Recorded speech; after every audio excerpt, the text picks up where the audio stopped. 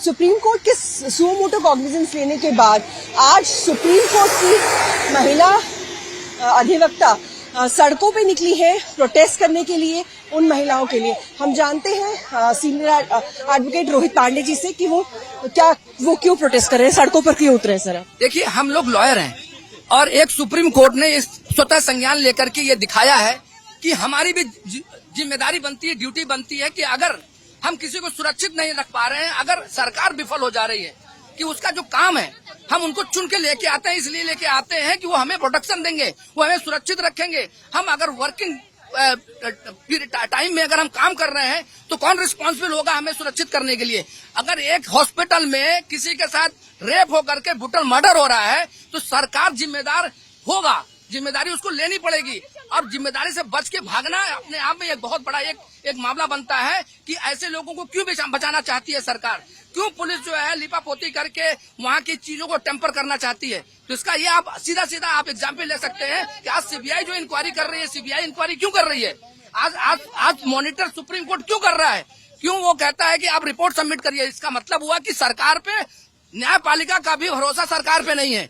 तो अगर supreme court ने सुओ मोटो संज्ञान लिया तो है, फिर भी आप लोगों की क्या डिमांड? देखिए, हमें इस बात का, हम लोग आज सड़कों पे क्यों हैं, आज डॉक्टर सड़कों पे क्यों हैं, अलग अलग फील्ड के लोग सड़कों पे इसलिए हैं कि ये जो हमने प्रेशर दिया है आपको, इसी प्रेशर की वजह से सीबीआई की इंक्वायरी हो रही है, इसी प्रेशर की वजह से न्यायपालिका को सामने आना पड़ रहा है, इसी प्रेशर की वजह से सरकारें वो अपने आप को, देखिए गाइडलाइंस क्यों बनने लगे, क्यों एक कमेटी बना दी गई, एक एनटीएफ बनाई गई, इसलिए बनाई गई कि अगर हर मामले में अगर हम लोग धरना और प्रदर्शन देने लगेंगे, आंदोलन करने लगेंगे, तभी हम सुरक्षित रह सकते हैं, नहीं तो सुरक्षित नहीं हो पाएंगे। आज ये मकसद जो है, तो ये आज ये देखने को यही है कि अगर आप कोई भी मामला बनता है तो आप सड़कों पर उतरेंगे तो कानून बनेगा, सड़कों पर उतरेंगे तो संशोधन होगा, अमेंडमेंट होगा और नए नए गाइडलाइंस आएंगे। तो हमें सड़कों पर उतरने दीजिए। आज हम सड़कों पर इसलिए उतरे हैं कि हम सुरक्षित नहीं है।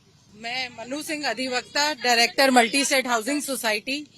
मैंने देखा है कि मेरा कॉज सेम है कि आज हमारी बहन बेटियां सब सुरक्षित क्यों नहीं हैं। आज हमें ये क्यों मानना पड़ता है कि हम अगर बाहर निकलेंगे या हमें थोड़ा सा लेट कहीं हो जाएगा या किसी नौकरी पे हैं, किसी अपने वर्क प्लेस पे हैं, तो हम डर के क्यों काम कर रहे हैं, हम खुल के स्वतंत्र होके काम क्यों नहीं कर पाते। एक लड़की जो अभी डॉक्टरी की पढ़ाई कर रही है, उसके साथ रेप हो जाता है, मर्डर हो जाता है, सारे उसके एविडेंसेस टैंपर हो जाते हैं और हम कुछ नहीं कर पा रहे हैं।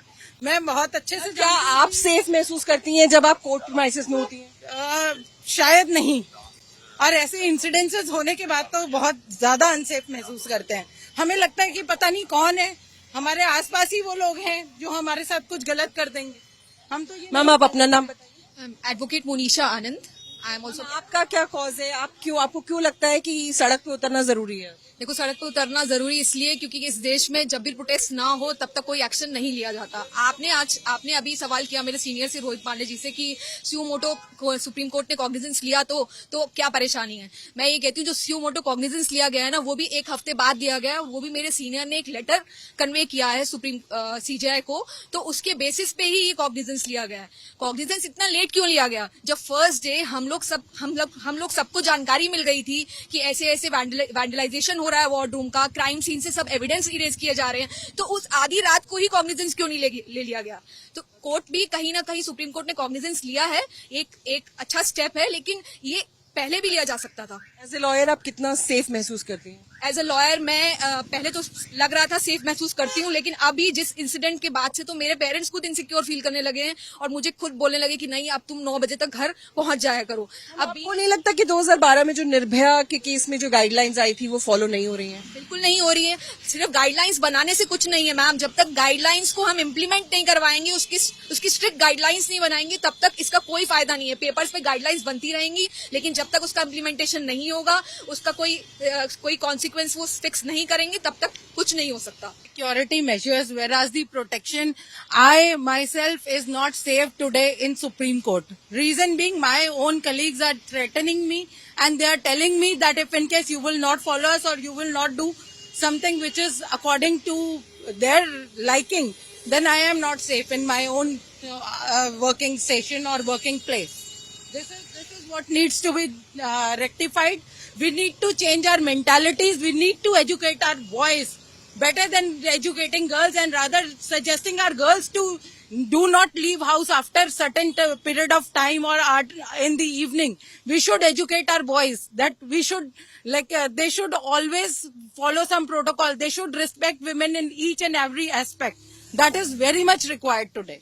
तो ये थी वुमेन अधिवक्ता जिनका यही कहना है कि गाइडलाइंस हैं पर उनकी इम्प्लीमेंटेशन में बहुत ज्यादा खामियां हैं और वो अभी भी अपने वर्क प्लेस पे सेफ महसूस नहीं करती। कैमरा पर्सन दीपक बिष्ट के साथ कानू सारदा, आज तक के लिए।